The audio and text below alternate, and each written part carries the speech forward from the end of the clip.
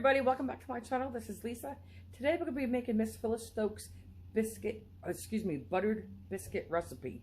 It's not her buttermilk recipe, it's her straight up butter biscuit, but it does have buttermilk in the recipe. I made it a couple of weeks ago to go with my apple stuffed pork chop I made, and somebody, a subscriber who's a friend of mine on Facebook, I don't know why I thought she was a vegetarian, but long story short, I made, with her in mind, a acorn squash. There's a little bit of syrup, molasses syrup with cranberries. It's really good. So anyway, stay tuned. I'm going to be posting all three of those recipes. All right, guys. Bye. First ingredient in Miss Phyllis's biscuits. These are the butter biscuits, not buttermilk biscuits, but the butter biscuits, and there is a difference. We're using all-purpose self-rising flour.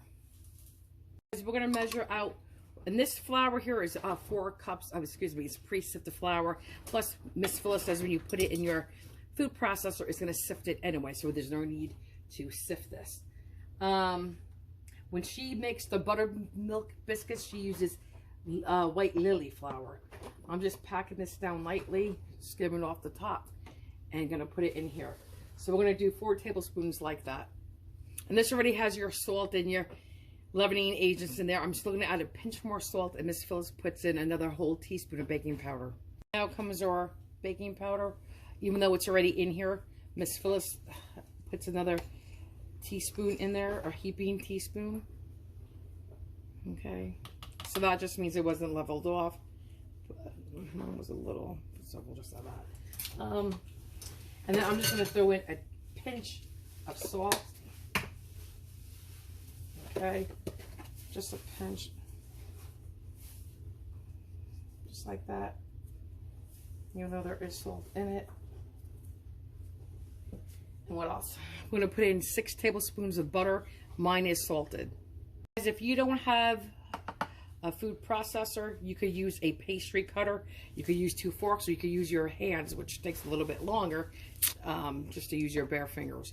But all I'm doing is chopping up and helping out their food processor with the 6 tablespoons of butter. The other 2, or maybe even 3 tablespoons of butter, I'm going to use all together, is for the top of the biscuits. So, okay, I'm going to beat this, mix it together. This says to show you, so let's show you. I like to do mine like that. She keeps it running the whole time.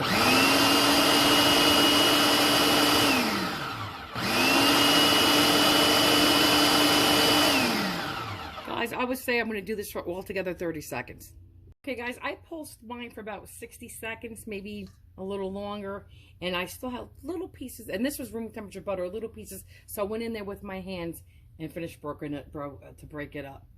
So now I'm going to put in at least, this is 2 cups of whole fat buttermilk, okay, 2 cups of whole fat buttermilk. Let me show you what it looks like real quick. This one makes a big difference. So I'm going to probably leave about a 1/2 cup. So we'll use a 1.5 cups first.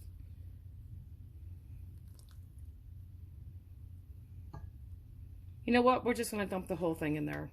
2 cups. I trust Miss Phyllis. If we have to, we could always add a little bit more flour. Now, sometimes she uses her hand. Sometimes she said you could use a spatula. I have here a glass. In this corner, I have flour. I'm going to dip my glass in, and also I'm going to be working on my countertop. Miss Phyllis uses, and she says you have to do this part here, mixing it really quickly. I use my countertop. Miss Phyllis says she uses wax paper because it's easier to clean up. 1, 2, 3, and it is.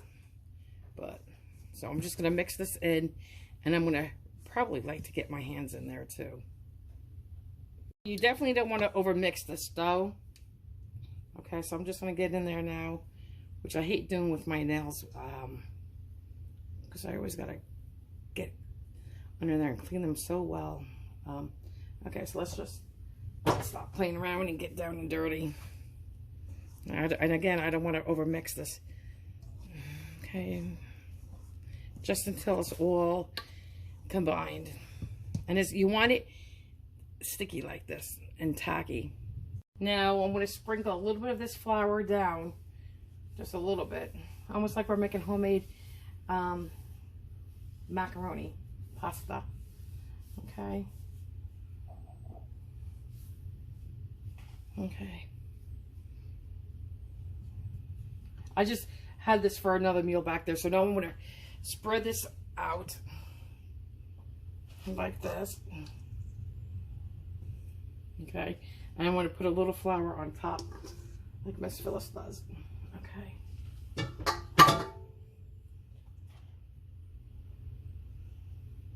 Last time she did that, she actually folded it over one time. This is for her buttermilk biscuits. Okay. So I'm going to get this off my fingers. Oh, I got a piece of thread from my flannel in there. Okay, so I'm just going to get this off my fingers and keep doing this, and just about a half an inch thick, maybe a little thicker, like 3/4. Guys, I'm just going to rim my glass and a little bit of flour. And this is about a half an inch. You can see that, right? It's about a half inch thickness. I'm just going to go as close to the edge as I can.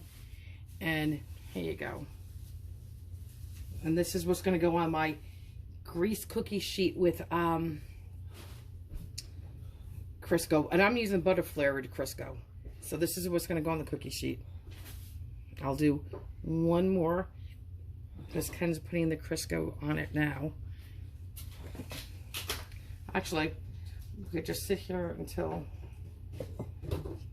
it's ready, I guess. I want to make sure the other side is nice and not too wet. That was a little too wet. Okay. Okay, so I'm just going to keep doing this, and then I'll be back. Guys, when Miss Phyllis got to this part, okay, she would fold it all together. I don't. I just, because I don't want to add any more flour to this, so I will just carefully scoop this all back together like this. Okay, and just re-pat it down. That's it, and push it together and reform it, just like this. I don't refold it, so you get more flour in there. So that may be a nice little trick for you guys when you're working with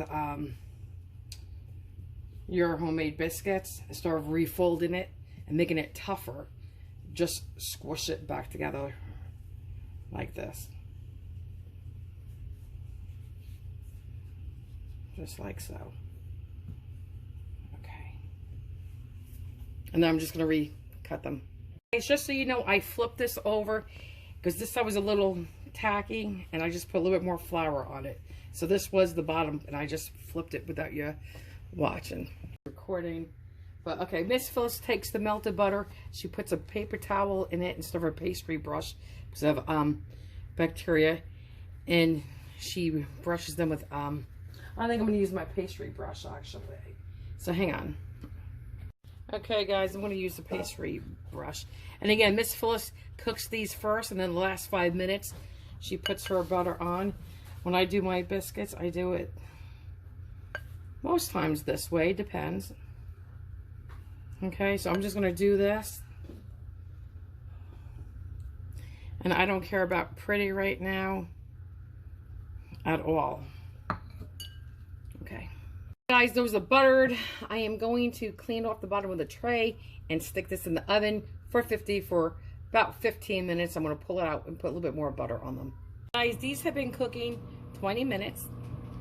You want them to touch, that's okay, but that's that big one we put in there. I'm just going to put them back in the oven for sure for another 5 minutes because mine are bigger than I think Miss Phyllis's. But here's more melted butter. We're just going to do the tops with the melted butter. Just like so. How do we do the ones in front of you? Just like this. Okay. I'm going to do this to all of them and stick them back in the oven. Okay. We did that one. Okay. I'll finish all of them. Guys, here are the biscuits. Yum, yum, yum. They smell delicious. Look how big that one got. Nice. Okay, so here they are. I'm going to take a photo just real quick. Tonight's dinner was apple pork chops with acorn squash and homemade potatoes with potatoes and cauliflower. And on top of the pork chop is some stuffing. It was an apple stuffing with onions and celery. And I actually used stovetop stuffing instead of the bread. But anyway, back to the biscuits. But here they are. I'm going to open one. Okay, guys, we're just going to open up one of these biscuits, probably on this end. Okay, here we go. It is hot because they just came out of the oven. More butter inside would be perfect. Whoa, look at that. Can you see that? Thank you, Miss Phyllis. Yum, yum. Let's try it. Guys, very good. So light and fluffy. You know what? If you put cheddar cheese in these, a little bit of dried parsley, okay, these would be like the Red Lobster biscuits. And then when these come out of the oven, you have a little butter melted on the stove top with a little either garlic salt, or you could put garlic powder with a little bit of salt. And then take the top of these biscuits, right? Dip them like that in there, in that butter and garlic.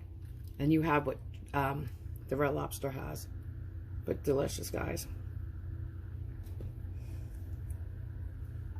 As I was saying, guys, these would be just like the Red Lobsters with that cheddar cheese and the garlic butter on top.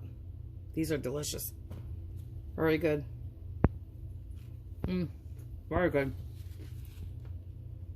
Definitely use salted butter and put a little pinch of salt in your flour mix. So guys, they're so flavorful, you don't need to add more butter. Okay. Guys, I just want to say again, they're so light and fluffy and airy. Here's the bottom, crunchy. Okay, and the inside is so soft and flavorful. And that salt ratio was so good with that butter. And I used butter Crisco on the bottom of my pans. Not plain Crisco, but butter flavored Crisco.